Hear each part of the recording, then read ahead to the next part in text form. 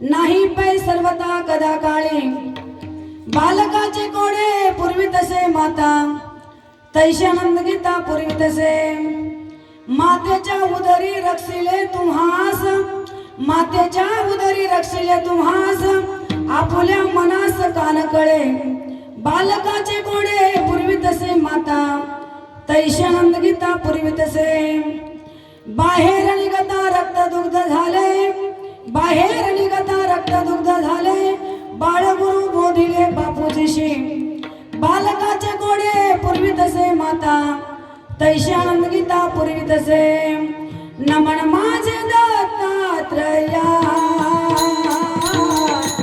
नमन माझे दत्तात्रया नमन माझे दत्तात्रया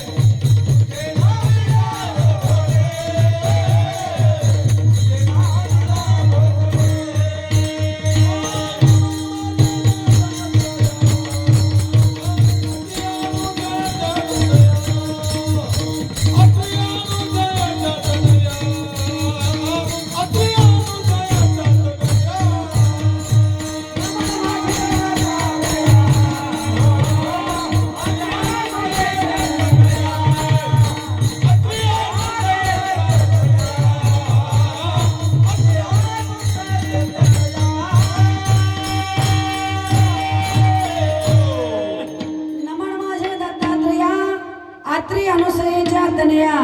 तुझे नामी लागो गोडी गुण गायी ना आवडी गुरु ब्रह्मा गुरु विष्णू गुरुदेव महेश्वरा गुरु साक्षात परब्रह्म तस्मै श्री गुरे नमः जयंती केली स्मरण होय सगळं विधीचे अधिकरण तेचे बंधू श्री श्री गुरूंचे ते नमस्कार नेता प्रस्तुत कीर्तन रूपी सेवेसाठी निवलेला अभंग गुरुवर्य श्री समर्थ बाळगीर महाराज यांचे सदशिष्य कविवर्य बापूजी पाटील यांचा आनंद पाडलतील सुंदर असा अभंग आजच्या या सेवेसाठी निवलेला आहे दत्ता प्रभो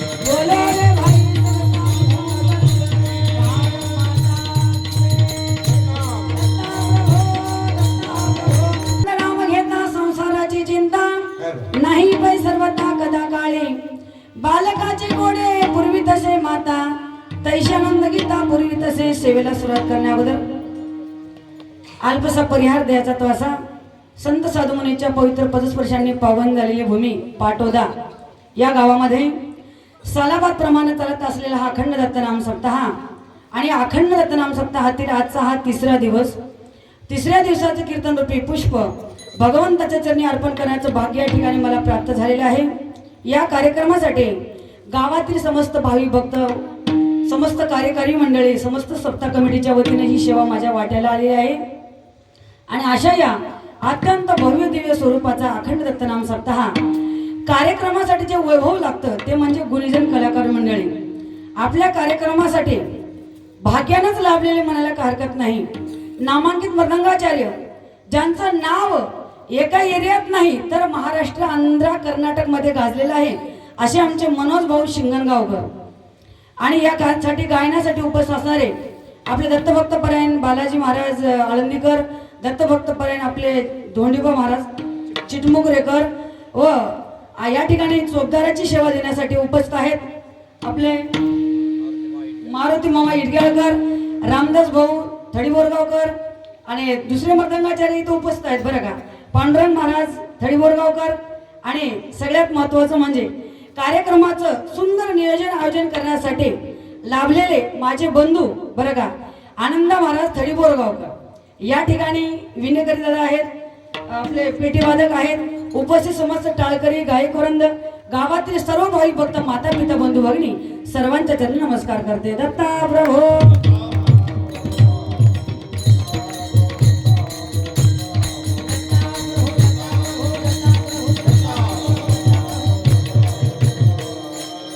आणि या सगळ्या कलाकारांचा आवाज सगळ्यांच्या कानापर्यंत पोहोचवणारे आमचे सिस्टम वाले भाऊ. कुठले सिस्टम हातनी सुंदर. आता अशीच राहू दे बरं का भाऊ, तुमच्या चरणी पण या ठिकाणी नमस्कार करते बरं का. दत्ता प्रभो.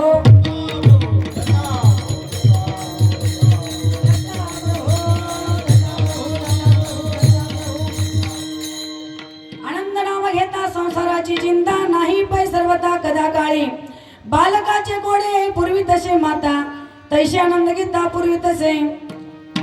कविवर्य संत बापूजी पाटील अभंगाच्या माध्यमातून समस्त मानवी जीवाला उपदेश करताना सांगतात की बाबा रे, संसार म्हटल्यानंतर प्रत्येकाच्या पाठीमागे चिंता आहेच बरं का.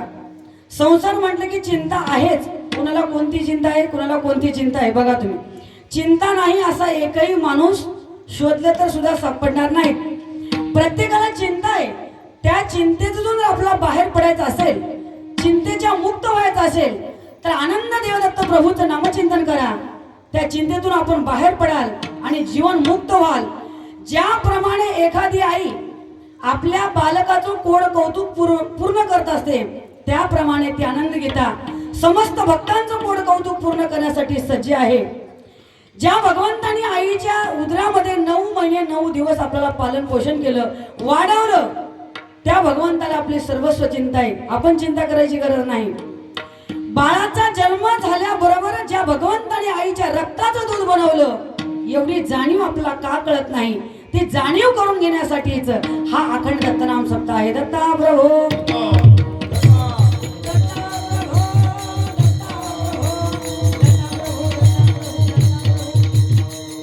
बरोबरच आपल्या गावात आल्याबरोबर खूप आनंद वाटला.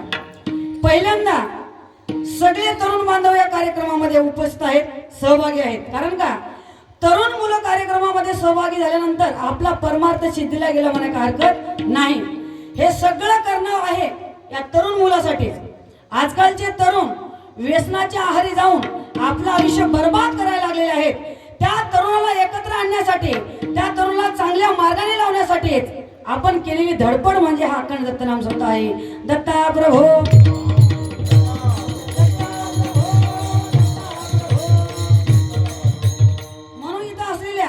सगळ्या तरुण बांधवासाठी एकदा जोरदार टाळ्या वाजून त्यांचं कौतुक करा.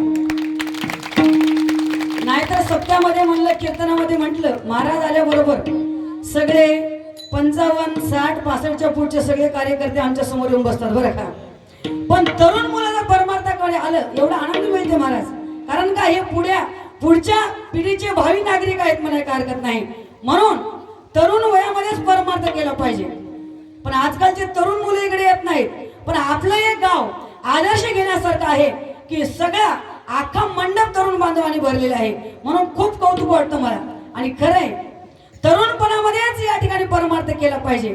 जवानी आहे तरुण, काळ पाहतोय वरून, काळाच्या नियमाप्रमाणे जायचं सगळ्याला मरून. मेल्यावर सगळे रडतात वरून वरून, पण तुला टाकतील ना पुरून. मग घे ना परमार्थ करून, जा ना तू उधरून आणि माणसाचा जन्म पुन्हा नाही फिरून. दत्ता प्रभो दत्ता.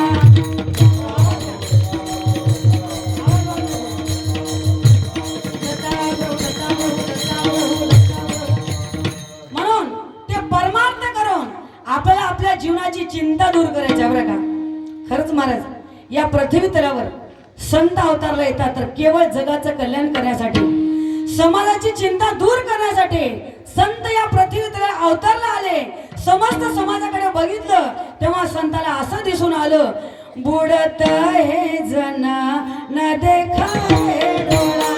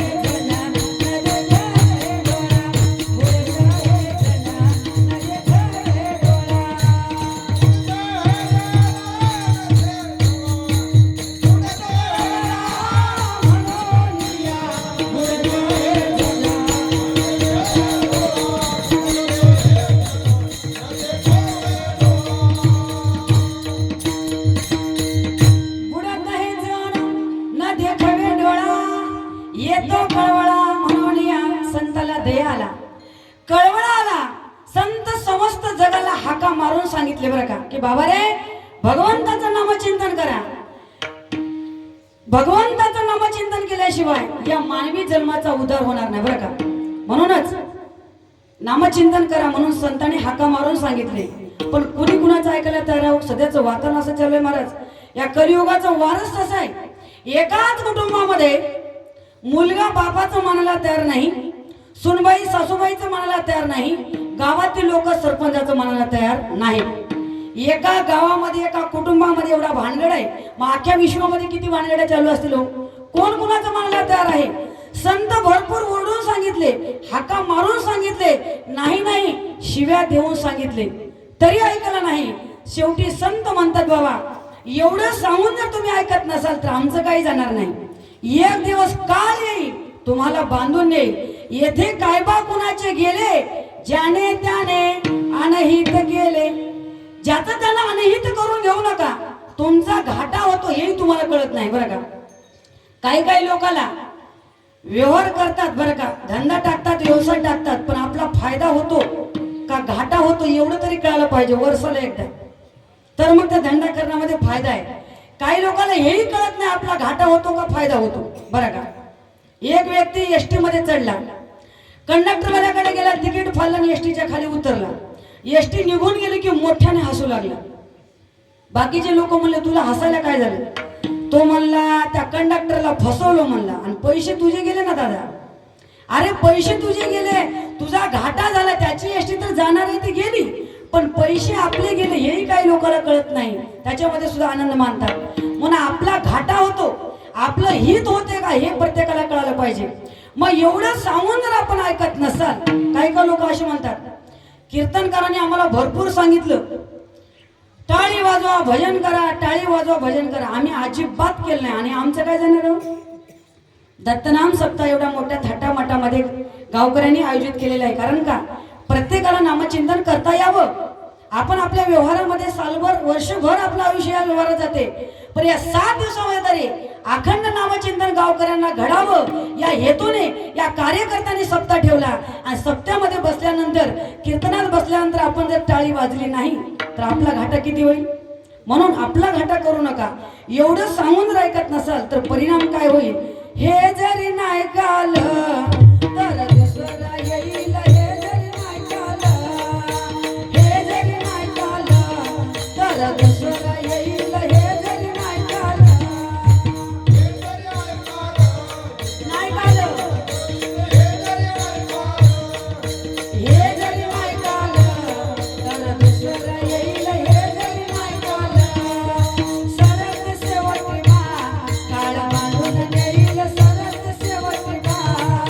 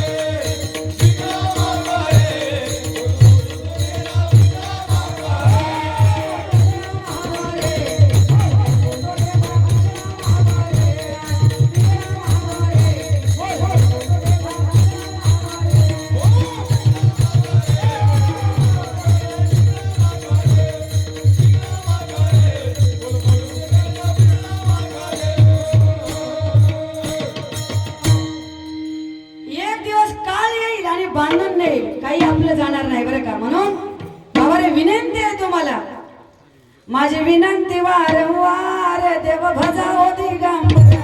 माझी विनंती वारंवार देव भजाओ दिगंबरा.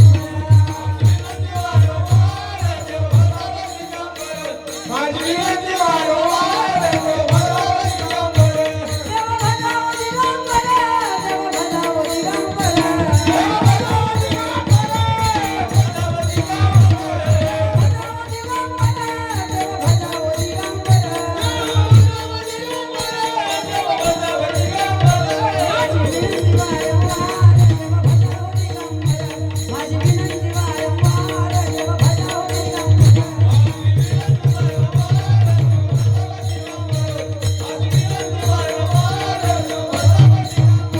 देव भजाओ दिगंबरा, देव भजाओ दिगंबरा.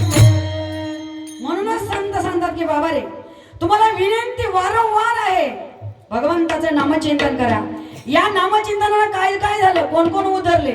यद उदलादन सनत कुमार, यद उदलादन सनत कुमार, झाले आज रांबर देव भजाओ दिगंबर. माझी विनंती वारंवार देव भजाओ दिगंबर.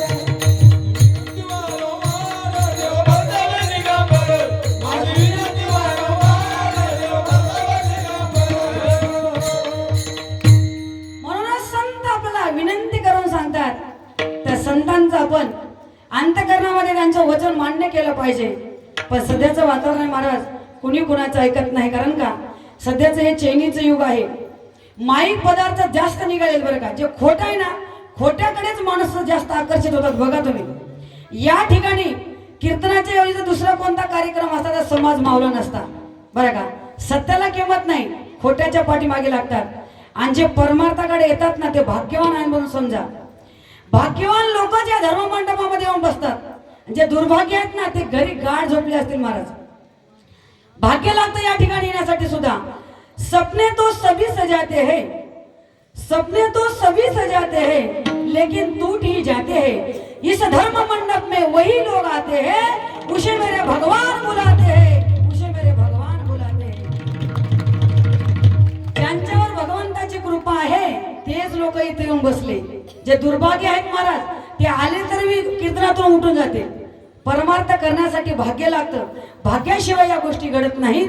म्हणून संतांनी आपला वारंवार विनंती करून तळमळ करतात. कारण का संतांच्या अंतःकरणामध्ये दया आहे, त्यांना पावत नाही, त्यांना हे सण होत नाही. कारण का संताला आपण उपमा देतो कल्पवृक्षाची बरं का. कल्पवृक्ष काय करतो महाराज, जी आपण कल्पना केलं ते देणार. पण कल्पवृक्षाची उपमा सुद्धा संताला कमीच आहे. कशी काय कमी आहे बघा. कल्पवृक्ष काय करतो, आपण जी कल्पना केली ते देणार. पण कल्पवृक्ष विचार करत नाही, मागणारा चांगला मागतो का वाईट मागतो. संत केवळ हितच करते. संत जर आपण चुकीचं मागितलं किंवा चुकीच्या मार्गाने गेलं तर संत देणार नाहीत. आपल्याला मार्गदर्शन करून उपदेश करून चांगलाच मार्ग दाखवतात ते संत. म्हणून संताला कल्पवृक्षाची उपमा सुद्धा कमीच वाटते, चंदनाची उपमा सुद्धा कमीच वाटते. आपण म्हणतो तुका म्हणे गुण चंदनाच्या अंगी, तैसे तुम्ही जगी संत जन. चंदनाची उपमा सुद्धा संताला कमीच आहे, कल्पवृक्षाची उपमा सुद्धा संताला कमीच आहे. कारण का कल्पवृक्षाची उपमा कशी काय कमी आहे, एक उदाहरण आहे. कल्पवृक्ष काय करतो, जी कल्पना केली ते देतो, पण मागणारा चांगलं मागतो का वाईट मागतो ते विचार करत नाही. एखादा माणूस जर दूध मागला तर त्याला दूध देणार, दुसरा माणूस जर त्याला जगायचं नसेल त्याला विष मागितला त्याला विष देणार. म्हणून कल्पवृक्षाची उपमा संतांपेक्षा कमीच आहे संताला बरं का ती उपमा. तर एक उदाहरण आहे. दुपारची वेळ होती, एक शेतकरी दमलेला होता, थकलेला होता. कडाक्याचं ऊन असल्यामुळं एका थंडगार सावलीच्या झाडाखाली विश्रांती घेण्यासाठी बसला. बसल्या बसल्या विचार करू लागला, एवढं थंडगार सावलीचं झाड आहे पण तहान लागली, पाणी जरी प्यायला मिळालं असतं किती चांगलं झालं असतं. सहज कल्पना केली, पण ते झाड होतं कल्पवृक्षाचं बरं का. कल्पना केल्याबरोबर तांब्यावर पाणी तिथं हजर झालं. कल्पवृक्ष म्हणजे कल्पलेलं देणार. कल्पना केल्याबरोबर तांब्यावर पाणी आलं, तो तांब्यावर पाणी पिला. आता गप बसाव का नाही, पाणी पिणं झाल्यावर मन लागला, पाणी म्हणल्यावर पाणी मिळालं, भूक लागली. जर जेवायला मिळालं असतं किती चांगलं झालं असतं. जेवणाची नुसती कल्पना केल्यावर जेवणाचं ताट तयार, पोटभर जेवण झालं. आता पाणी झालं, जेवण झालं, मग लांब पल्ला विचार करू लागला. इथं पाणी म्हणल्याबरोबर पाणी मिळालं, जेवण म्हणल्याबरोबर जेवण मिळालं. जर इथं एखादी दारूची बॉटल मिळाली असतं किती चांगलं झालं असतं. कल्पना केली, बॉटल हजर झाली की हो. आता तरी गप बसाव, एवढं झालं मनासारखं. अजून कल्पना केलं, अरे इथं पाणी म्हणल्याबरोबर पाणी मिळालं, जेवण म्हणल्याबरोबर जेवण मिळालं, बॉटल म्हणल्याबरोबर बॉटल मिळाली. इथं भूत तर नाही की म्हणला, लगेच भूत प्रकट झालं. आता तरी गप बसाव. अजून कल्पना केली, हे भूत मला खाणार तर नाही की म्हणला, खाऊन टाकलं. काय फरक पडला, काय फायदा झाला, काहीच नाही. म्हणून कल्पवृक्ष मागणारा काय मागतो याचा विचार करत नाही, पण आमचे संत केवळ हिताच देतात. शोधोनी या आले संत हिता हिता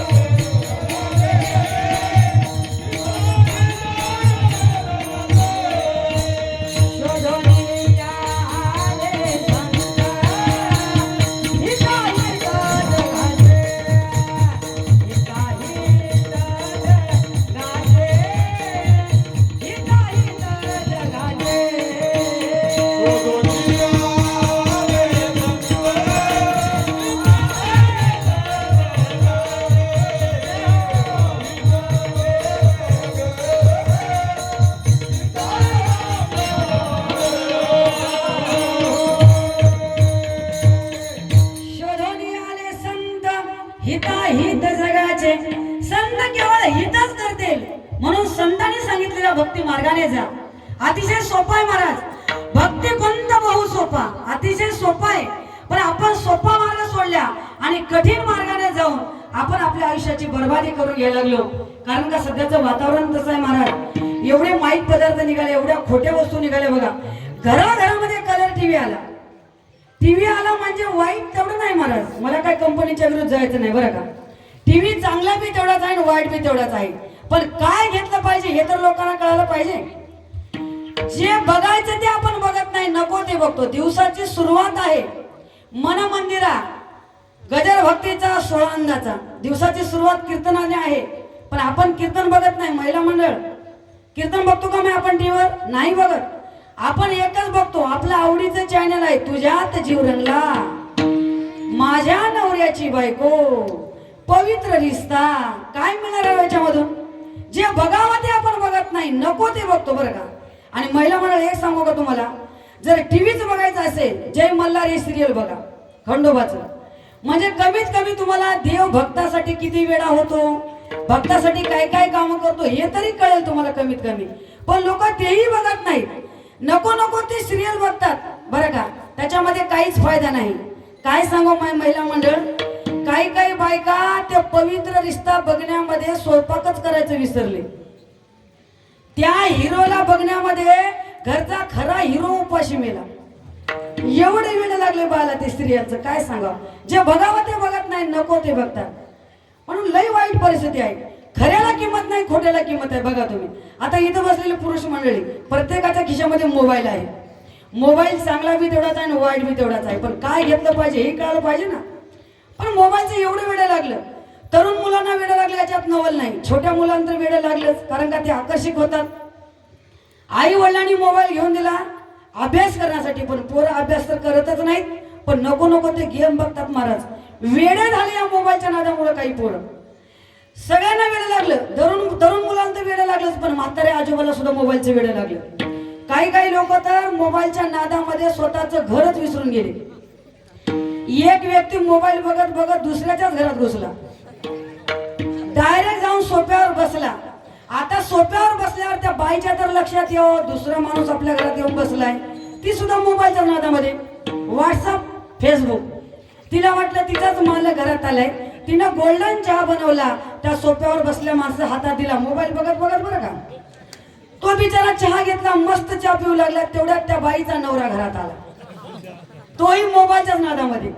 मोबाईल बघत बघत घरात आला, सोप्यावर दुसरा माणूस बघल्या बरोबर तो म्हणला स्वारी हा मी चुकून तुमच्या घरात आलो आणि घर होतं याचंच. एवढं वेळ लागले या मोबाईलचं. दत्ता प्रभो दत्ता प्रभो.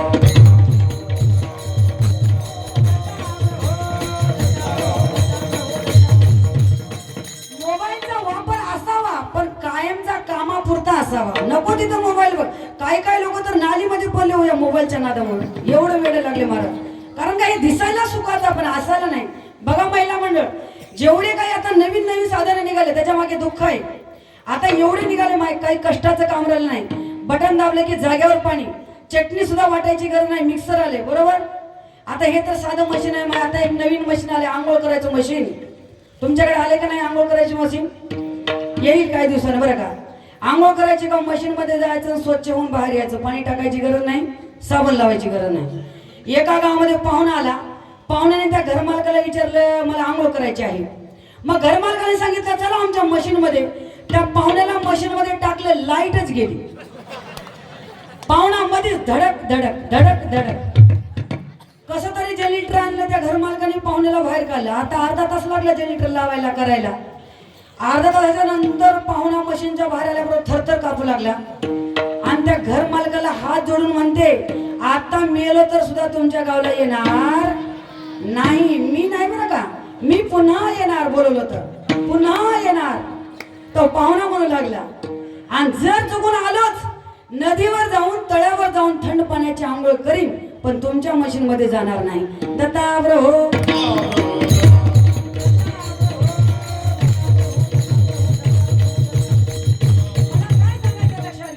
जेवढे सुखाचे साधन वाले तेवढं दुःख वालं.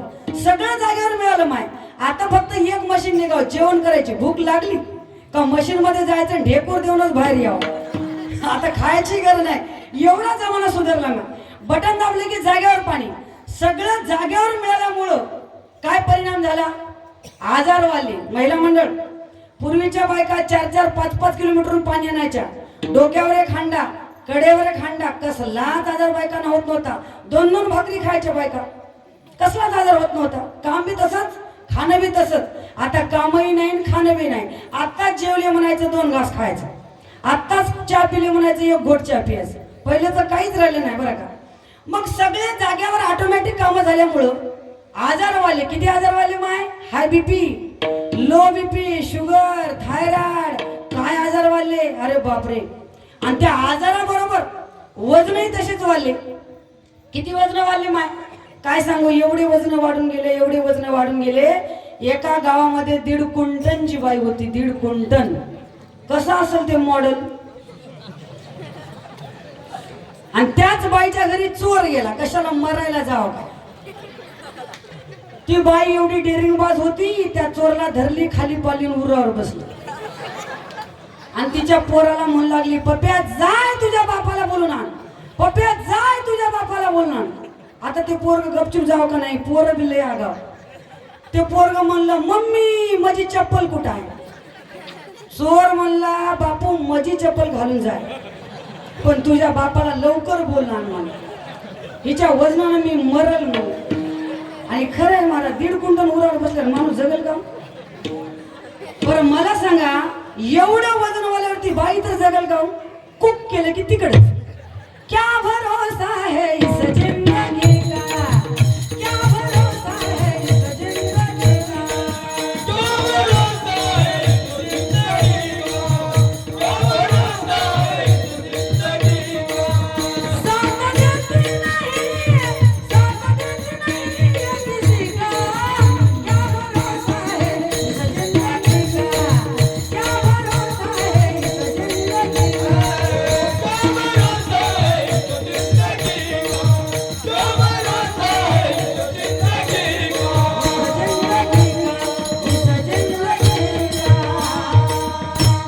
क्या भरोसा है इस जिंदगी का.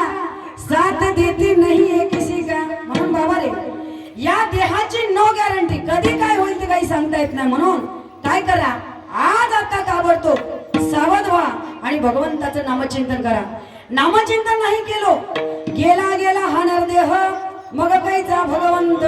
आली या जन्माची करावे सोयीत मना आनंदत वेळोवेळा आनंद देवदत्त प्रभूचं नामचिंतन केल्यानंतर परिणाम काय होते? मग काय उने सुखाचा संसार, मग काय उने सुखाचा संसार, मग काय उने सुखाचा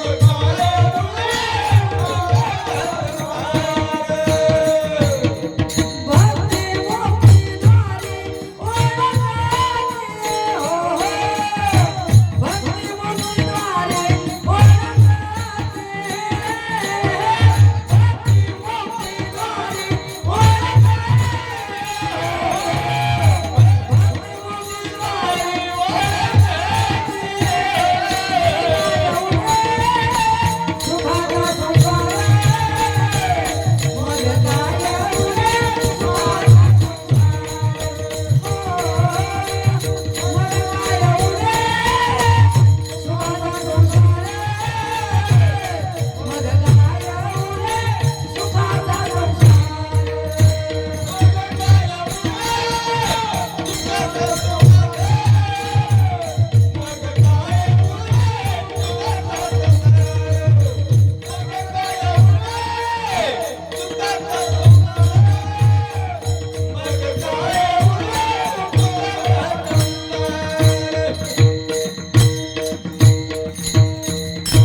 मग काय उने सुखाचा भक्ती मुक्तीद्वारे ओळंगते. नामस्मरण केल्याबरोबर कसल्याच प्रकारचा आपला काही कमी पडणार नाही. सगळं काही आपल्या घर पोहोच येईल बरं का. भक्ती मुक्तीद्वारे आपल्या दाशी होऊन पडतात नामचिंतन केल्यामुळं. म्हणून नामचिंतन करा.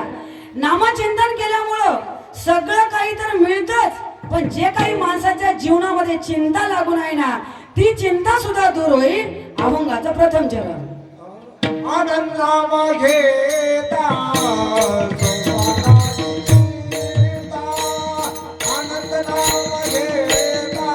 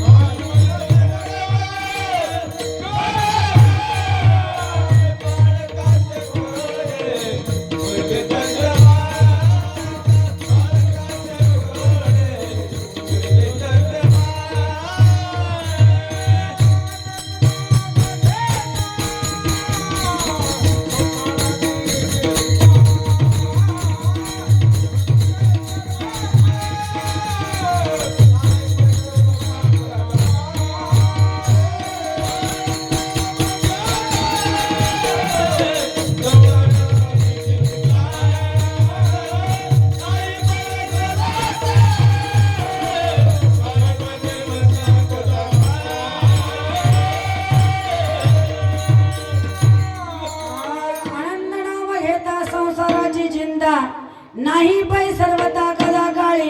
आनंद देवदत्त प्रभूचं नामचिंतन केल्यानंतर जीवनामध्ये आनंदच आहे बरं का. कारण का आनंद तोची खरा, आनंद तोची खरा. तोच आनंद देणारा आहे मग चिंता कशाची हो? चिंता करायची गरज नाही. समूळ संसाराची चिंता नष्ट करायचं सामर्थ्य आनंद देवदत्त प्रभूच्या नामचिंतनामध्ये आहे. नाहीतर देवाचं नामचिंतन जर सोडलो बाकी दुःख आहे मला. कारण का या संसारामध्ये सुख नाही. संसार दुःखामुळं चहूकडे इंगाळा, विश्रांती नाही कोठे रात्रंदिवस तळमळ. या संसारामध्ये सुख नाहीच. कारण का मुळातच संसार दुःख बांधवडी आहे. मग या संसारामध्ये प्रत्येकाला कोणती ना कोणती चिंता आहेच. बघा तुम्ही, लग्नाच्या अगोदर लग्न होईल का नाही चिंता, लग्न झाल्यावर मुलगा होईल का नाही चिंता, मुलगा झाला तो शाळेत व्यवस्थित जाईल का नाही चिंता, शाळेत गेला तो चांगली डिग्री प्राप्त करेल का नाही चिंता, नोकरी मिळाली आता त्याचं परत लग्न होईल का नाही चिंता. कारण का सध्याचं वातावरण तसं आहे, पोराला लग्न करण्यासाठी पोरीच मिळत नाही. भयानक परिस्थिती आहे महाराज. पोराचं लग्न करायचं म्हटलं मोबाईलवर जाहिरात द्यावं लागलेले आहे, मुलगी पाहिजे लग्नासाठी, मुलगी पाहिजे. आणि जे आता एवढं भयानक परिस्थिती चालू झाली कशामुळं, हे आपणच केलेल्या कर्माची फळे आहेत. लक्षात घ्या, काही वर्षापूर्वी वंशाला दिवा लावायला मुलगाच पाहिजे, मुलगाच पाहिजे म्हणून आपण मुलीला गर्भात मारलं. तेव्हा केलेलं पाप आता भोगावं लागतं. आता आपल्या पोराला पोरीस मिळणं कठीण झाले बरं का. एवढी भयानक परिस्थिती आहे. परवा नवरदेवाचा मोर्चा निघाला बघा, नवरदेवाचा मोर्चा असा विशाल मोर्चा होता. त्या नवरदेवाच्या मोर्चामधल्या प्रत्येक नवरदेवाचं वय होतं 45 वर्ष. 45 वर्षाचे असे नवरदेव मोर्चा काढले, कपाळाला भाशिंग बांधून, मळवट भरून, सूट बूट फेटा असे घोड्यावर बसून नवरदेव वरात निघाले. आणि त्या मिरवणुकीमध्ये त्या मोर्चामधल्या घोषणा अशा होत्या, आरक्षणासाठी नाही बरं का, अशा घोषणा होत्या महाराज काय सांगाव, आम्हाला बायका पाहिजे, आम्हाला बायका पाहिजे. आता सरकार यांना कुठून बायका आणून दिलो मुलगी नको मुलगी नको म्हणून मुलगा गर्भात मारलं. आता भयानक परिस्थिती आहे, पोराला पोरीच मिळायला तयार नाहीत बरं का. पोरी मिळतात कुणाला, जो मुलगा निर्व्यसनी आहे, जो सांप्रदाय पायिक आहे, जो गुरु केलेला आहे, जो संप्रदायामध्ये आहे, ज्याच्या गळ्यात माळ आहे, जो व्यसनापासून दूर आहे, चांगल्या समाजामध्ये बसतो, धार्मिक कार्यामध्ये मदत करतो, अशांना पोरी मिळतात. जे बाकीचे पोर राहिले ना, गुटखा खाणारे, वाईट व्यसन करणारे, इकडे तिकडे भटकणारे, मोबाईलवर गेम खेळत चावडीवर बसणारे, यांचं मात्र अवघड आहे. यांचं या जन्मात तर शक्य नाही बघा. नाहीतर मग मामाची पोरगी असावी लागते. मामाची पोरगी असतर कस तरी जमते. मामाला म्हणता येते, मामा पैसा नको, हुंडा नको, देणं नको, घेणं नको, फक्त पोरगी द्या मला, असं मामाला म्हणता येते. आणि जर मामालाच पोरगी नसली तर मग एखादं मठ धरावं लागेल. नाहीतर मग भंडार टाकून येळकोट येळकोट जय मल्हार म्हणायची पाळ्या बरं का. राहिलेले पोरं जवळपास राहिलेच. आता एवढं म्हणल्यावर बाकीच्या पोरांना वाईट वाटेल बरं का. तुम्ही टेन्शन घेऊ नका. जर तुम्हाला 100% असं वाटत असेल तुमचं लग्न व्हावं, तुमचं लग्न एका महिन्याच्या आत होईल, तुम्ही एक काम करा, इथं या, गळ्यामध्ये टाळ घेऊन उभा टाका लाईनला, एखादी चाल म्हणा, आनंद पाठ करा, हरिपाठ करा, भगवंताचं नामचिंतन करा, तुमचं एका महिन्यात लग्न होईल. नाही जमलं तर माझा नंबर लिहून घ्या. दत्ता प्रभू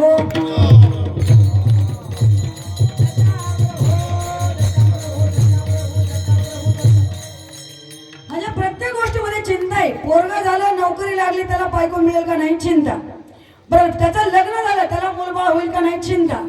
प्रत्येक गोष्टीमध्ये चिंता आहे महाराज. ही चिंता जर समोर घालवायचं असेल तर भगवंताचं नामचिंतन करा. नामचिंतन केल्यानंतर त्याचा मोल कोणी करू शकत नाही बरं का. गुरु दत्त दत्त बोल तेरा कोण करेगा मोल, गुरु दत्त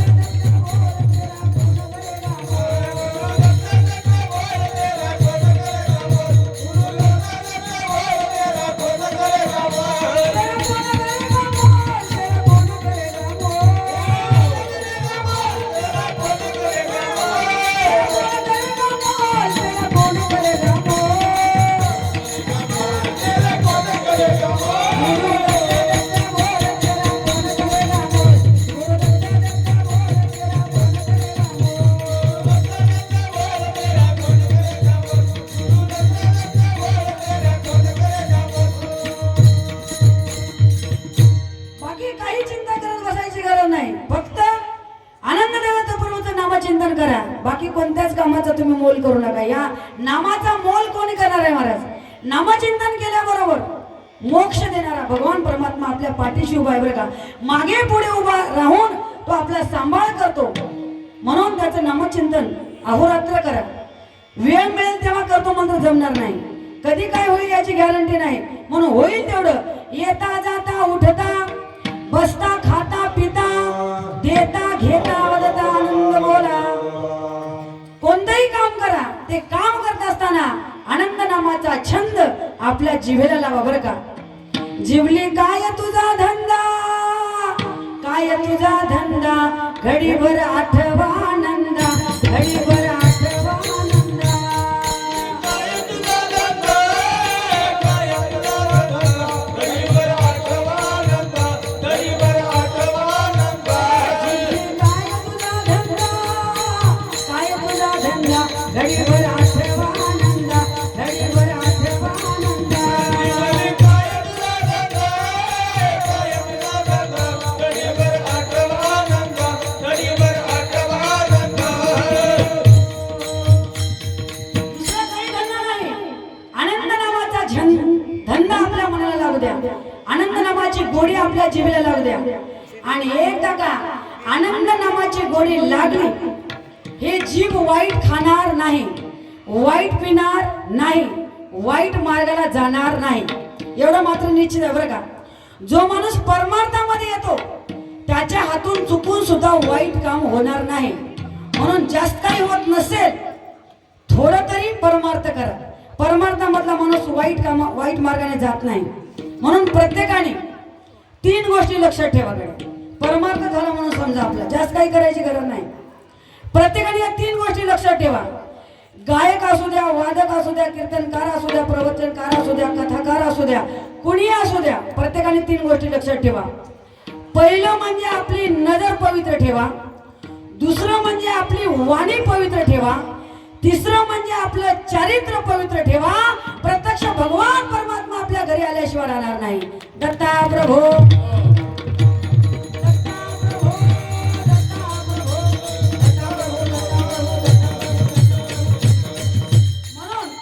जिवेला भगवंताच्या नामाचा धंदा लावा, भगवंताच्या नामाचा छंद लावा.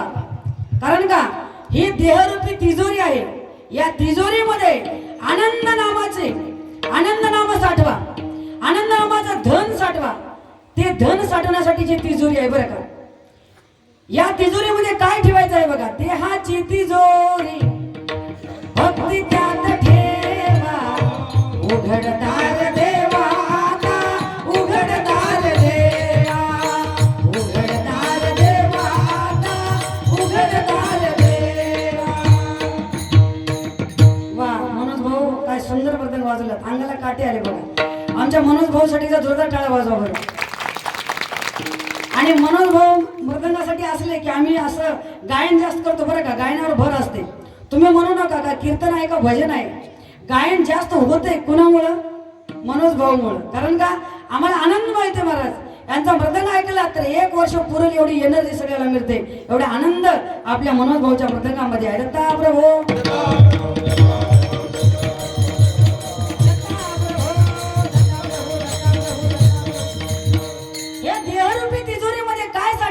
भक्ती त्यात ठेवा. पण लोक या गाण्याला असे रिमिक्स केले महाराज. या गाण्याचा पलटा उलटा सोलटा केला. काय केला बघा.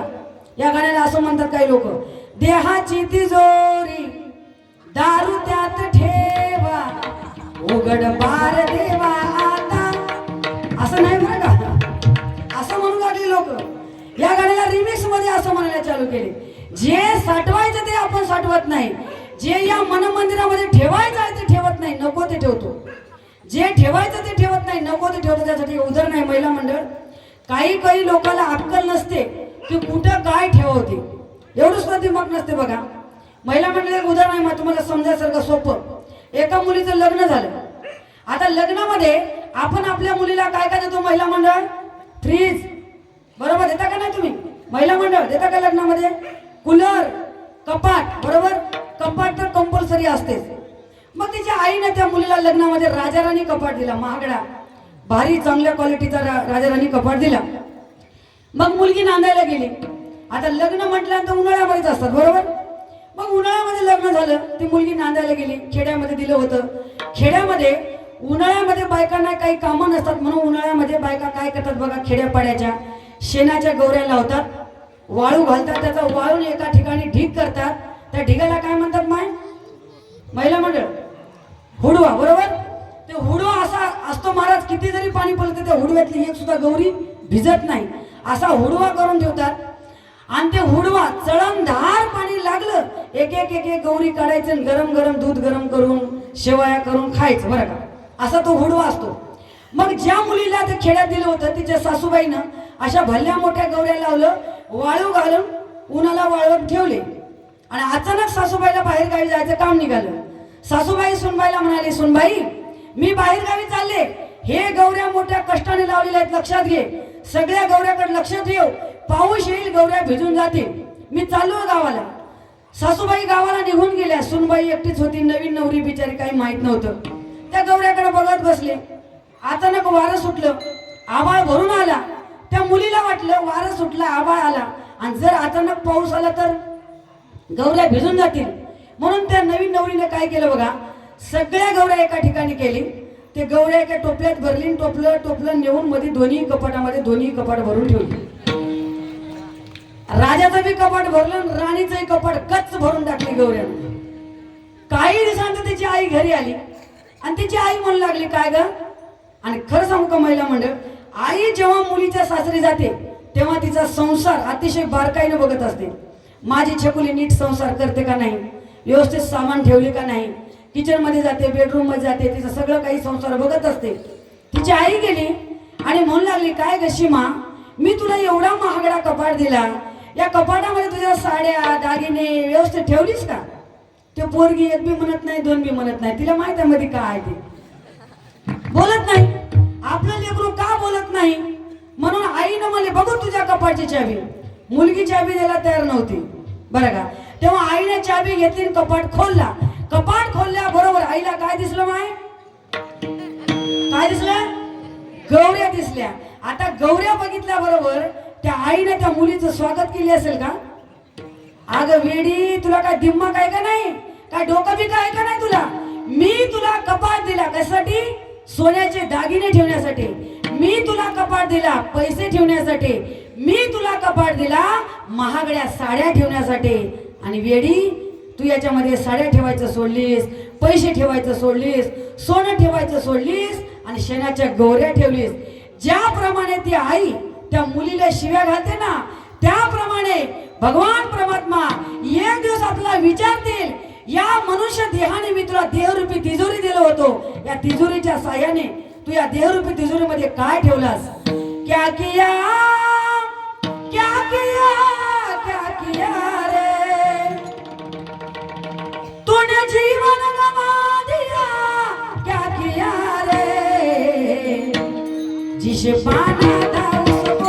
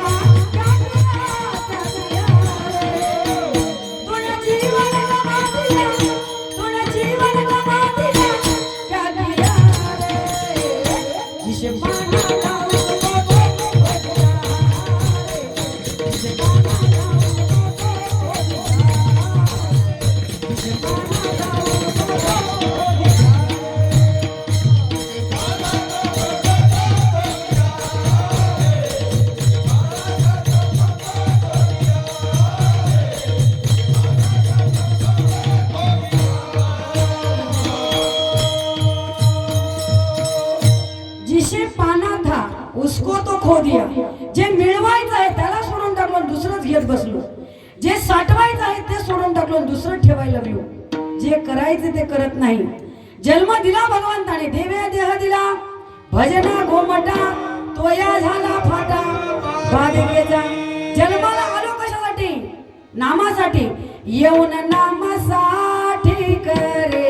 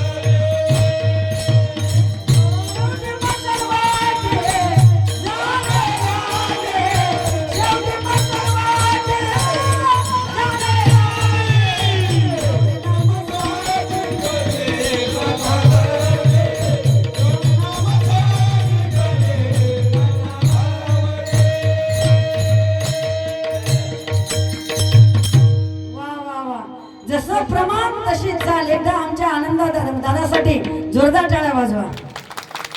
कारण का ज्या प्रमाणाला सोबत अशी चाल आमच्या दादाने दिलेली आहे बरं का. येऊन नामासाठी करिता जावटी शेवटी मसनवटी जाणे लागे. नामासाठी आलो आणि काय करालो नको नको ते करू नये ते धंदे केले बरं का. काय सांगू देवा माझे अवगुण करू नये ते मी केलं म्हणून असं करू नका. आनंद देवदत्त प्रभूचं नामचिंतन करा. कारण का सर्व स्वचिंता दूर होईल. कारण का ज्याप्रमाणे बालकाचं कोड मातेनं पुरवावं तशी आनंद गीता पूर्ण करते अभंगाचं दुसरं चरण.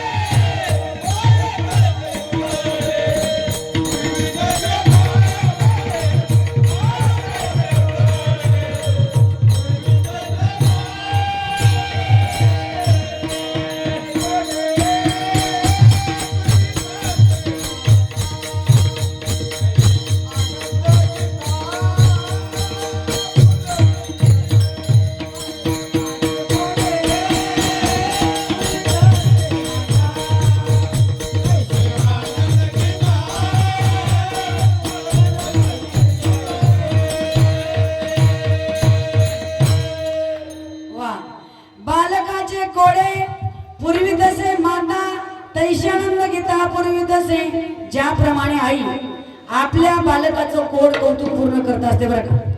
जे लागतं ते माझ्या बाळाला मी देईन. माझं आयुष्य काम करता करता गेलं तरी चालेल, पण माझा मुलगा सुखाने जीवन जगला पाहिजे असं निस्वार्थ प्रेम करणारी ती आई असते बरं का.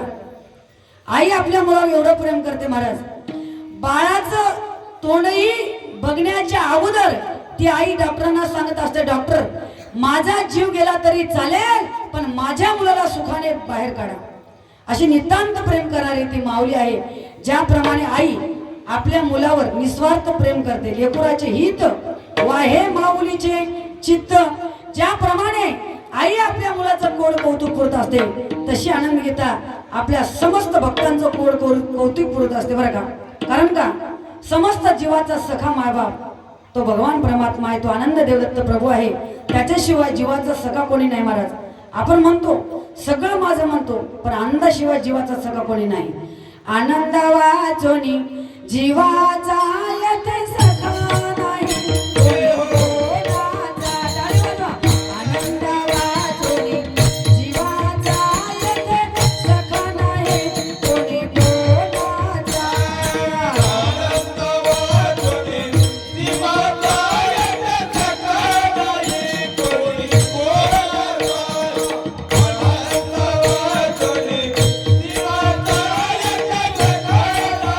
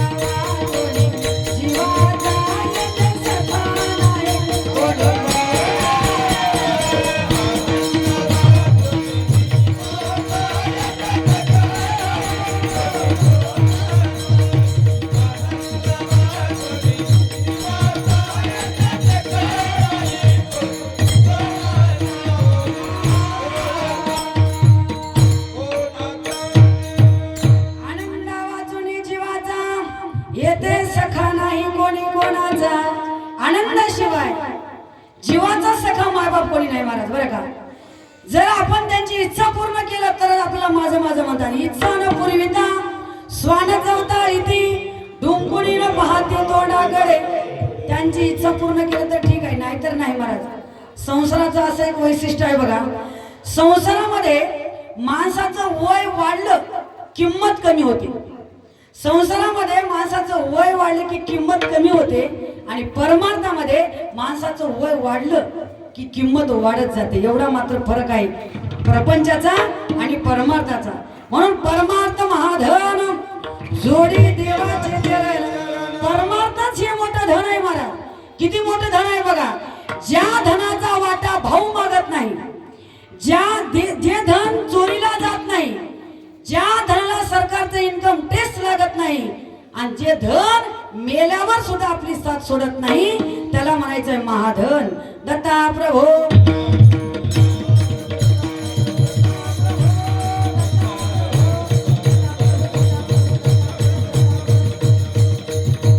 म्हणूनच ते धन प्राप्त करा. ते धन प्राप्त करून आपुली आपण करा सोडवणं, संसार बंधन तोडावे. या संसाराचं बंधन प्रत्येकाच्या पाठीमागे लागलेलं आहे.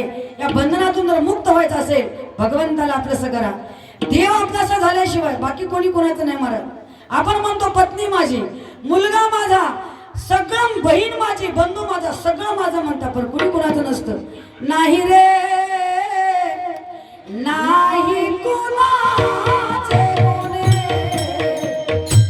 वा, नाही रे नाही रे नाही कुणाचे कोणे.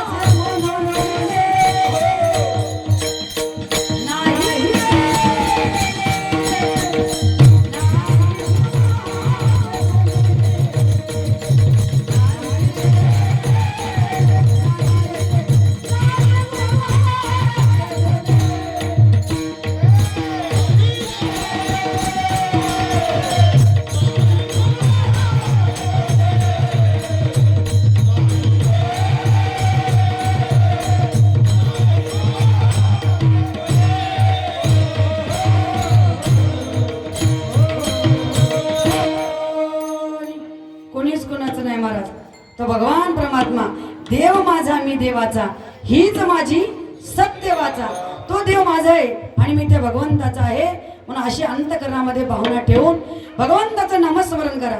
ज्या भगवंताने आईच्या उदरामध्ये 9 महिने 9 दिवस रक्षण केलं हे आपल्या मनाला का कळत नाही. अभंगाचं 3रं चरण. मातेच्या उदरी रचले तू मात, मातेच्या उदरी रचले तू मात, मातेच्या उदरी रचले तू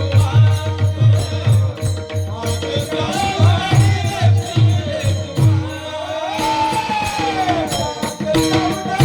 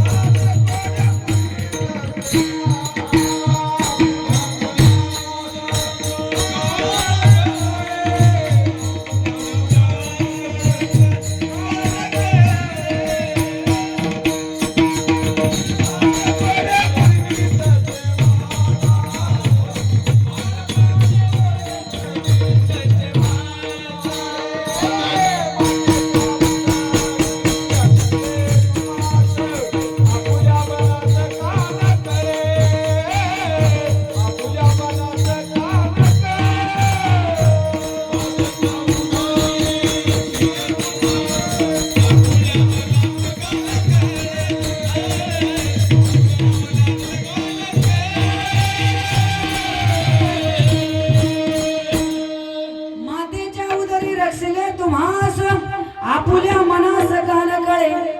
भगवंताने आपल्याला आईच्या उदरामध्ये 9 महिने 9 दिवस रक्षण केलं बरं का. कोण करतं? तो भगवान परमात्मा करतो बरं का. त्या बाळकाचं धान्य कोण पुरवतो, अन्न कोण पुरवतो? आई जेवण करते, पण मुलाची वाढ होत असते. लक्षात घ्या, काय भगवंताचं देणं आहे आपल्यासाठी.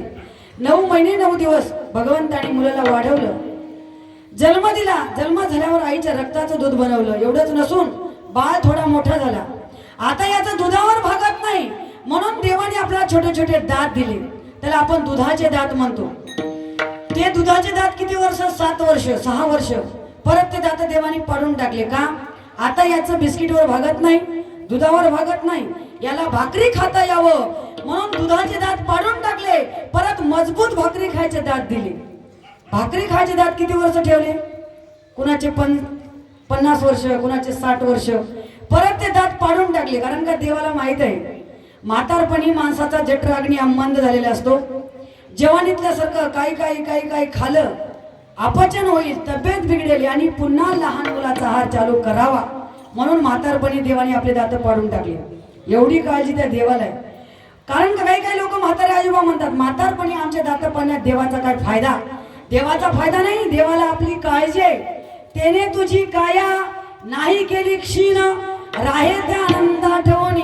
देवाला आपली काळजी आहे म्हणून भगवान परमात्मा या प्रक्रिया करत असते. मग हे आपल्या मनाला कळालं पाहिजे. ज्या भगवंताने आपलं आईच्या उदरामध्ये रक्षण केलं त्या भगवंताचं सर्वांनी एकदा तन मन धनाने भजन करायचं आहे.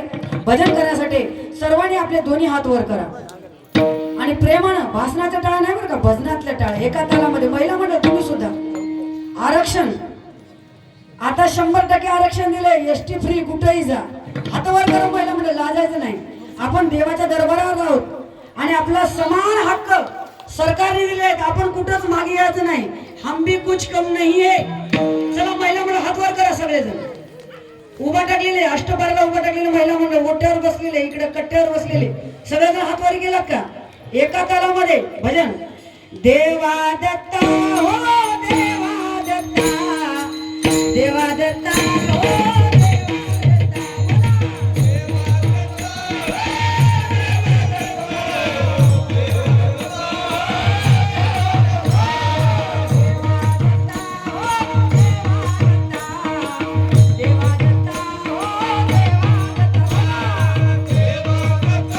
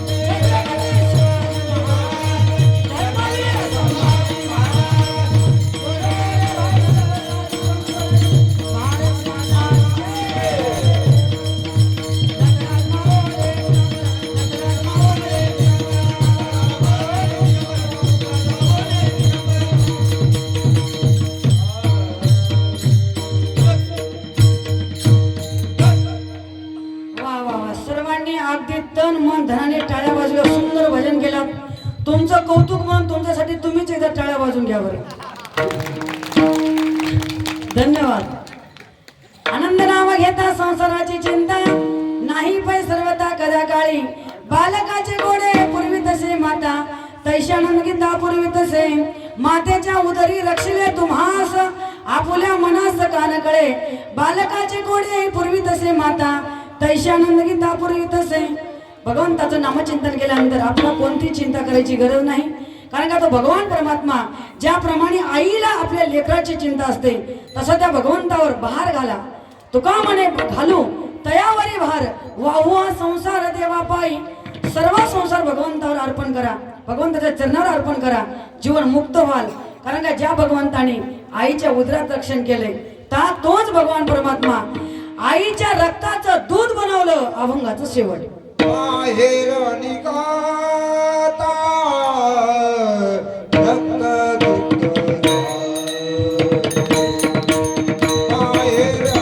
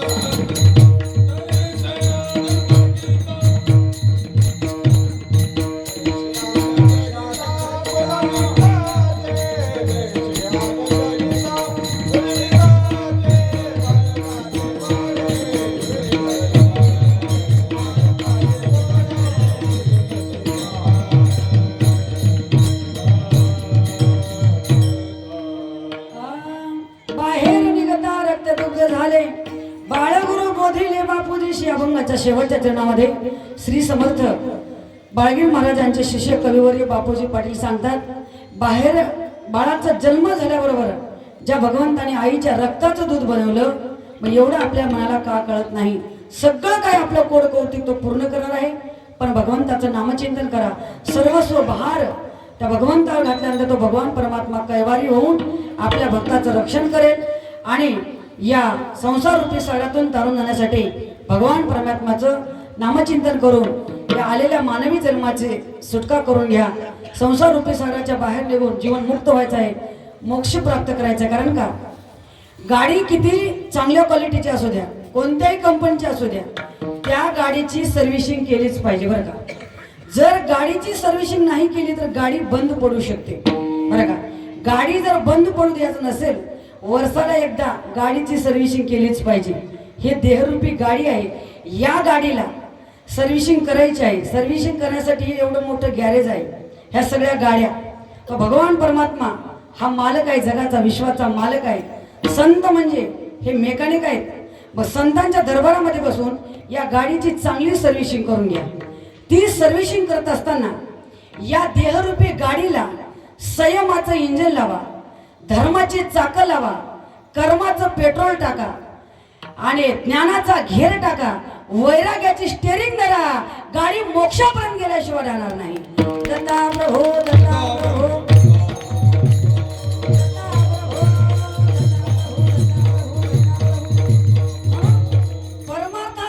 पाहिजे परमार्थ केलं तरच या शरीरूपी गाड्या व्यवस्थित चालतात आणि आपल्याला मोक्षापर्यंत जाण्याचा मार्ग म्हणजे हा भक्ती मार्ग आहे. म्हणून भक्ती मार्गाने जा. होईल तेवढं चांगलं काम करा. जास्त होत नसेल थोडं तरी, तुका म्हणे फार थोडा तरी परोपकार. जास्त होत नसेल थोडं तरी करा. गावाला भंडारा करणं होत नसेल तर पंगत तरी घ्या. पंगत देणं होत नसेल तर फराळाची तरी व्यवस्था करा. फराळाचंही करणं होत नसेल, कमीत कमी चहा पाण्याची व्यवस्था तरी करा. एवढं जरी होत नसेल, करणाऱ्याच्या आडवं तरी येऊ नका.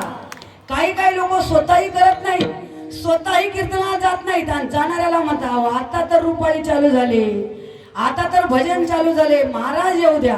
महाराज आला, पहिली चाल होऊ द्या. पहिली चाल झाली, मधलं भजन होऊ द्या. आता किती राहिले घंटाभर, चला. स्वतःही जात नाही, दुसऱ्याला जाऊ देत नाहीत बरं. असं करू नका. होईल तेवढं करा. जर काहीच होत नसेल तर कुणाच्या आडवं तरी जाऊ नका.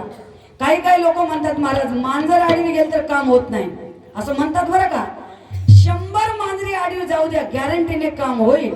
100 मांजरी आडवी जाऊ द्या, गॅरंटीने काम होईल. पण गावातला एक जर माणूस आडवा आला, गावचा सप्ताच बंद पडतो. मांजरापेक्षा विषारी आज माणसं जीवन जगत आहेत. म्हणून दादा हो, चांगलं जीवन जगण्याला किंमत आहे. बाकी काही करू नका. आदत बुरी सुधारलो बस हो गया भजन. जास्त काही लागत नाही. म्हणून चांगल्या मार्गाने जा. आपण संसारिक जीवावर प्रपंच आणि परमार्थ कसा साधतील याचा विचार करा. दोघांनी मिळून परमार्थ करा. आणि महिला मंडळ आपल्यासाठी एकच देव आहे. स्वामी काज गुरु भक्ती पितृ वचन सेवापते, हीच विष्णूची महापूजा अनुभव नव्हे तुझा. शिष्याने गुरुची सेवा करा, मुलांनी आई वडिलांची सेवा करा आणि पत्नीने आपल्या पतीची सेवा करा. महिला मंडळ तुमच्या आमच्यासाठी पती हाच परमेश्वर आहे. कारण का तुका म्हणे पतिव्रता तिची देवावरही सत्ता. देवावर सत्ता चालत असेल तर मालकाचं पतिव्रता धर्माचं पालन करा, मालकाचं दर्शन घ्या. जर जीवनाचा करायचं नसेल राडा तर मालकाच्या पाया पडा. तुम्ही म्हणाल ताई मालकाच्या आम्ही पाया पडू, 3 टाइम पाया पडू, काय पैसे लागत नाही, काय तिकीट लागत नाही. पण आमचे मालक 5 वाजले की लेझिम खेळतच बाहेर येतात. पूर्व पश्चिम दक्षिण उत्तर त्यांना दुहेरी रस्ता पुरत नाही. कधी इकडल्या नालीमध्ये पडतात तर कधी तिकडल्या नालीमध्ये पडतात. आणि पल्ले तर पल्ले, शिव्या कुणाला? सरकारला. काय भारताचा सरकार मूर्ख आहे? दोन्हीकडे रस्ते मध्येच नाली, ते नालीत पडणार म्हणते. मध्येच नाली नाही बाबा, नाली मध्येच तू आहेस दादा. नालीत पडणारे जर मालक असेल तर पाया पडायचं का? पण बाई मालक कसा का असेना, पती हाच परमेश्वर समजून तन मन धनाने त्या मालकाची सेवा करा, पाया पडा, दर्शन घ्या, उलट सुलट बोलू नका. आणि पुरुष मंडळी तुम्हालाही नम्रतेची विनंती आहे, जर मालकींकडून तुम्हाला पाया पडून घ्यायचा असेल तर त्या नियमाने चला तुम्ही बरं का. पाया पडतात बिचाऱ्या, काय करत नाही तो या पार्वत्या एवढ्या भोळ्या यांना काही लागत नाही. फक्त मालकाने कधीतरी म्हणावं किती करतेस ग तू माझ्यासाठी, असं आमची अपेक्षा असतात बरं का. पण मालक लई मतलबी. मालकाला अख्ख्या गावचं कौतुक करायला वेळ आहे, पण बायकोचं कौतुक कधीच करत नाही. वेळच नाही ना पत्नीसाठी. काय लागतो या बिचाऱ्याला. या बिचाऱ्यांचा त्याग बघा, किती त्याग केले. बापाचं माहेर सोडले, भाऊ सोडला, बहीण सोडले, सगळ्याला सोडून तुमच्या घरी आली. अहो घरी तर आलीच, पण स्वतःच्या बापाचं नाव काढून तुमचं नाव लावली ते बिचारी. तिचा किती मोठा त्याग आहे बघा. शरीर तिचं आहे, पण सगळ्या तिच्या शरीरावर नावे तुमचे आहेत बघा, लक्षात घ्या. डोकं तिचं आहे, पण डोक्याचे केस तिचे आहेत, पण वेणी मात्र ती मालकाच्या सौभाग्यासाठी घालते. कपाळ तिचं आहे, पण कपाळावरचं कुंकू ती तुमच्या सौभाग्यासाठी घालते. हात तिचे आहेत, पण हातातल्या बांगड्या सौभाग्य वाढावं म्हणून नवऱ्यासाठी घालते. गळा तिचा आहे, पण गळ्यामधला मंगळसूत्र मालकाच्या नावाचा आहे. पायाची बोटे तिचे आहेत, पण पायाच्या बोटात जोडवे घालते ती मालकाच्या नावाचे. एवढे अलंकार ती मालकाच्या नावाचे घालते. आणि मालक मंडळी, तुमच्याकडे तुमच्या बायकोसाठी एकतरी दागिना आहे का? दाखवा बरं, माझ्या बायकोसाठी मी हे दागिना घातलाय. काहीच नाही तुमच्याकडे, बायकोसाठी काहीच नाही. मग नुसतं गोड बोलायला काय चाललंय तुमच्याकडे? बापात चाललंय का? काही जाणार नाही, काही लागत नाही, फक्त यांना गोड बोला बिचारा. आहो जर नुसता नवरा गोडीनं बोलला, प्रेमाने बोलला, बोललं तर तिकडेच जाऊ द्या. नुसतं तुम्ही मालकीनकडे प्रेमाने बघितलं तर या बिचाऱ्याला आमदार झाल्यासारखं वाटतंय. पण मालक तिला कधी प्रेमाने सुद्धा बोलत नाही. काय लागत नाही हो, फक्त कौतुक करा गड्या, बाईचं कौतुक करा. कधीतरी म्हणा स्वयंपाक चांगले झाले म्हणून. बिचारा राब लागतात, रात्रीचा दिवस करतात, 3 टाइम तुम्हाला गरम गरम स्वयंपाक करून घालतात. मग कधीतरी म्हणायला पाहिजे का नाही स्वयंपाक चांगला झालाय. कौतुक करा गड्या. तुम्ही म्हणाल ताई भाजी चांगली होत नाही, काय कौतुक करा. तुम्ही एकदा कौतुक करा गड्या. तुम्ही एक काम करा, भाजी कशी का होईना, आज जर तुम्ही 1 नंबर म्हणला तर उद्या 100% 1 नंबर होईल, गॅरंटी. एका ठिकाणी असं सांगितलं, कशी का भाजी होईना, फक्त 1 नंबर म्हणा. एक व्यक्ती घरी गेले आणि जेवायला बसले. जेवायला बसल्याबरोबर पहिल्याच घासाला मिठाचा खडा लागला. तळपायाच्या आत मस्तकाला गेली. आता काहीतरी येडं वाकडं बोलणार, तेवढ्यात लक्षात आलं कालच ताईने कीर्तनामध्ये सांगितलं कशी का भाजी होईना, आज 1 नंबर म्हणलं की उद्या 100% होणार.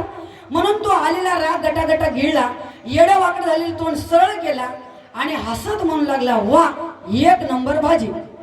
आता एवढं म्हणल्यावर त्या बाईनं थोडस लाजावं, मुरडावं. ती बाई म्हणली, गुन्हानं गिळायचं असेल तर गिळा, नाही तर राहू द्या तसंच. लग्न झाल्यापासून एवढा चांगला स्वयंपाक केला, आतापर्यंत कधी चांगलं म्हटलं नाही. आज शेजारच्या बाईच्या घरून भाजी आणली तेव्हा गोड लागली का?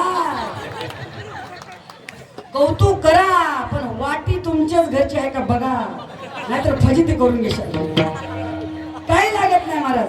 पती पत्नी हा एकाच नाण्याच्या 2 बाजू आहे. काही लागत नाही. खरं आपले मनोज भाऊ, तुम्ही एक काम करा, तुम्ही कीर्तनावरून घरी गेला, वहिनीने दरवाजा उघडला, तुम्ही फक्त 1 मिनिट राजेश खन्नासारखं एकटक लावून बघा आणि तिला म्हणायचं, तू आहेस म्हणून हाय, माझं नाही तर काही खरं नव्हतं. एवढंच म्हणा, तुम्हाला गरम गरम भजीच मिळते. बायकोला काही लागत नाही, फक्त कौतुक करा बिचारी. सगळं सोडून तुमच्याकडे आली. पती पत्नी हा एकाच नाण्याच्या 2 बाजू आहेत. दोघांनी मिळून परमार्थ करा. दोघांनी जर परमार्थ केला तर आपल्या परमार्थाला जोडच नाही म्हणून समजा, बरं का. म्हणून कुणीतरी असं म्हणतं का आपल्या पत्नीला, चल सगळं संसार सोडून दे बाजूला ना, आपण दोघं कीर्तनाला जाऊ. आणि इथं जेवढे जोडी यजमानला आपल्या सोबत घेऊन आले त्यांच्यासाठी इथं जोरदार टाळ्या वाजवा बरं. मालकीनं तुमचे मालक जर असेल तुम्ही टाळ्या वाजवा. जोडी, कारण का दोघांनी म्हणून परमार्थ केला पाहिजे. असं कुणीतरी म्हटलं पाहिजे आपल्या मालकीला, किती म्हणून दुःख आता भोगायचं, किती म्हणून दुःख आता भोगायचं, सखे ग दोघं माऊरला जायचं, सखे ग दोघं माऊरला जायचं, सखे ग दोघं माऊरला जायचं. किती म्हणून दुःख आता भोगायचं, किती म्हणून दुःख आता भोगायचं, सखे ग दोघं माऊरला जायचं.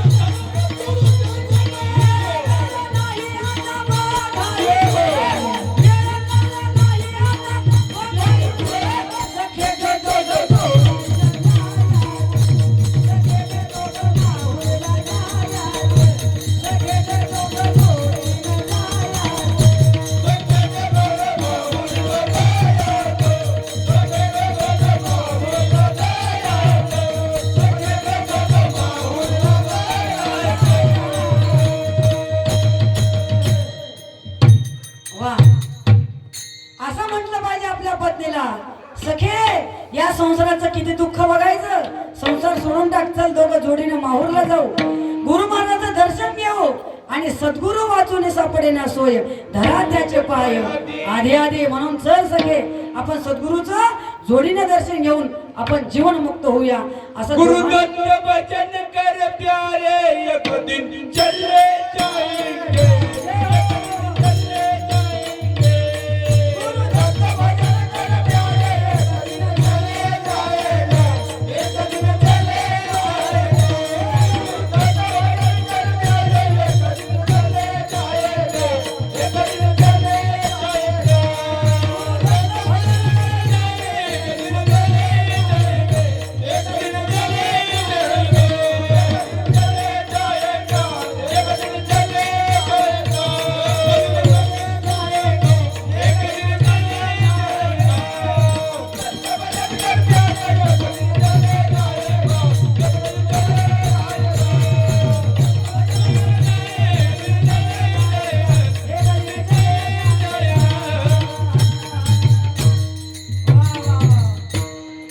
एवढं जरी कळालं तरी बस आपला परमार्थ झाला.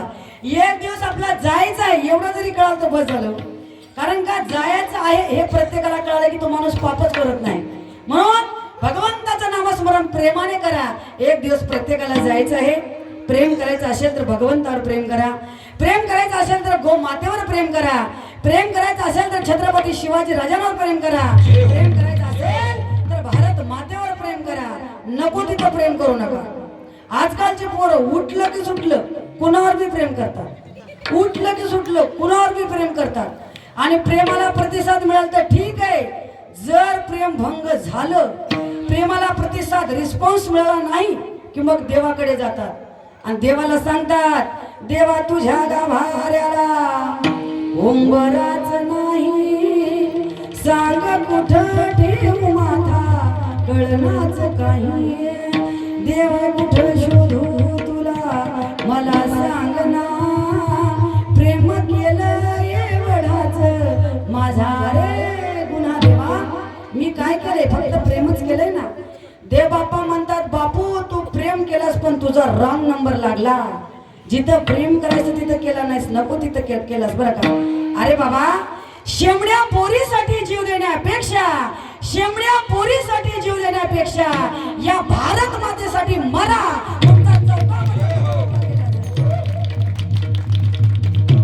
जगायचं असेल तर भारत मातेसाठी जगा, मरायचं असेल तर भारत मातेसाठी मरा. हर कर्म अपना करेंगे, हर कर्म अपना करेंगे, ए वतन तेरे लिए दिल दिया है जान देंगे, ए वतन तेरे लिए ओ दिल दिया है जान देंगे, ए वतन तेरे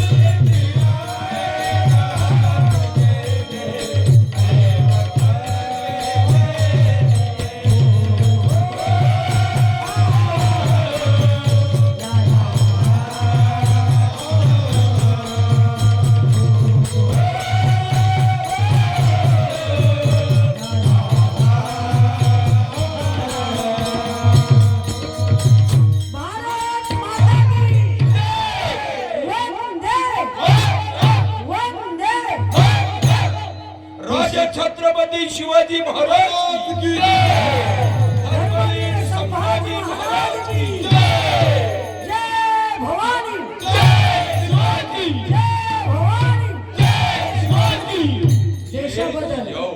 धर्माबद्दल अंतकरणामध्ये प्रेम ठेवा. खरोखरच प्रेम करायचं असेल तर छत्रपती शिवाजीराजांवर प्रेम करा. आपण शिवरायांचे शूर मावळे आहोत. शिवाजीराजांचं आचरण कसं होतं, शिवाजीराजांचा आदर्श आपल्या जीवनामध्ये घेतला तरच आपण शिवरायांचे मावळे म्हणून घ्यायचा अधिकार आपल्याला आहे बरं का. काय शिवाजीराजांचे चारित्र्य होतं. छत्रपती शिवाजी महाराजांना जातीमध्ये कधीच भेदभाव केले नाही. 18 पगड जातीचे मावळे एकत्र घेऊन ज्यांनी स्वराज्य निर्माण केलं तो राजा म्हणजे छत्रपती शिवाजी महाराज. शिवाजीराजांचा कायदा असा होता, नव्हती कलम नव्हता कायदा तरीही सुखी होती प्रजा.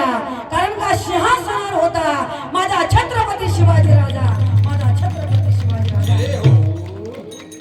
राजे जर म्हटले असते आम्ही या जातीचे तुम्ही त्या जातीचे, आम्ही या पार्टीचे तुम्ही त्या पार्टीचे, आम्ही या संप्रदायाचे तुम्ही त्या संप्रदायाचे, तर स्वराज्य निर्माण झालं नसतं. जर स्वराज्य निर्माण झालं नसतं तर या धर्ममंडपामध्ये आपण बसलो नसतो. हे उपकार छत्रपती शिवाजीराजांचे आहेत. म्हणून आपण छत्रपती शिवाजीराजांचा आदर्श घ्या बरं का. शिवाजीराजांचं काय चारित्र्य होतं बघा. जेव्हा कल्याणच्या सुभद्राची अप्रतिम असणारी सून, लावण्याचा पुतळा, सुंदर स्त्री छत्रपती शिवाजीराजांच्या समोर आणून उभी केली. छत्रपती शिवाजीराजांना त्या सुंदर स्त्रीला बघितलं आणि म्हणू लागले, खबरदार यापुढे जर कोणी परस्त्रीला हात लावण्याचा धाडस केला तर तुमचे हात कलम केले जातील. का राजांचा कायदा होता बघा. म्हणूनच शिवाजीराजांच्या छायेखाली कधीच कुणाला कमतरता वाटली नाही. परक्यांच्या सुनाला स्वतःच्या बहिणीप्रमाणे, स्वतःच्या आईसारखं आपली बहीण समजून साडी चोळी बांगड्या देऊन मान सन्मानाने तिची बोळण करून पाठवणारा एकमेव मोठ्या दिलाचा राजा, श्रीमंत योगी, जाणता राजा छत्रपती शिवाजी महाराज. जय हो. शिवरायाच्या छायेखाली नव्हती कशाची वान, माझ्या शिवरायाच्या छायेखाली नव्हती कशाची वान. आनंदाने नांदत होते हिंदू मुसलमान, आनंदाने नांदत होते हिंदू मुसलमान.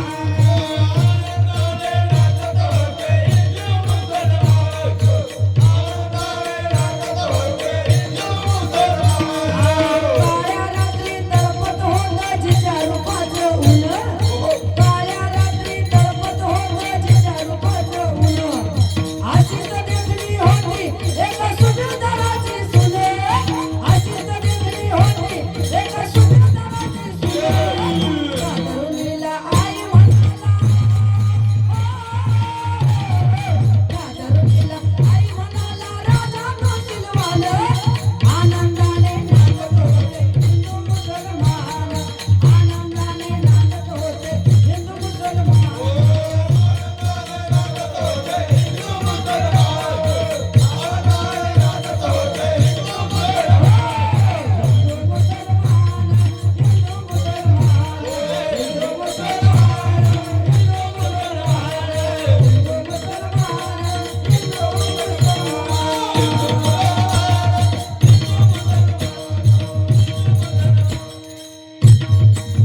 शिवरायाच्या छायेखाली नव्हती कशाची वान, म्हणून आनंदाने नांदत होते हिंदू मुसलमान.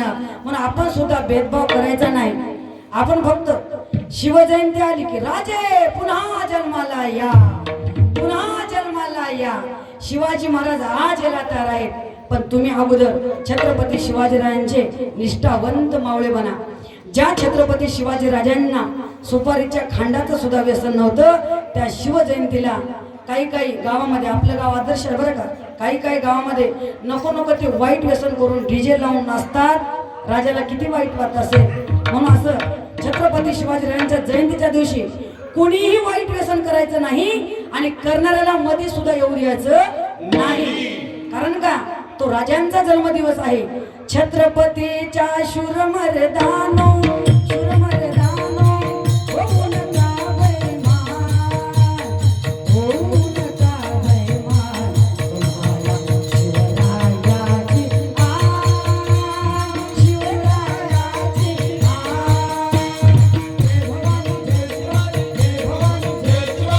स्वराज्याच्या रक्षणासाठी उचलली तलवार, दुश्मनाला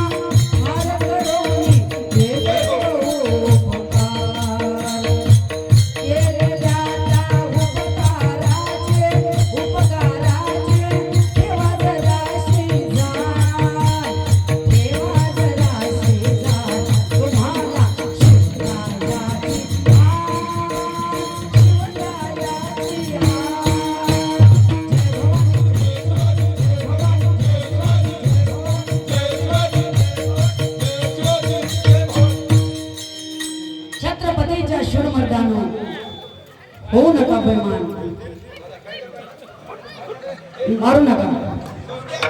सुद्धा आपल्या मुलांना योग्य संस्कार द्या. असा पुत्र जर मला पाहिजे, पुत्र व्हावायचा गुंडा ज्याचा तिने लोकी झेंडा, असा पुत्र जर मला यावा.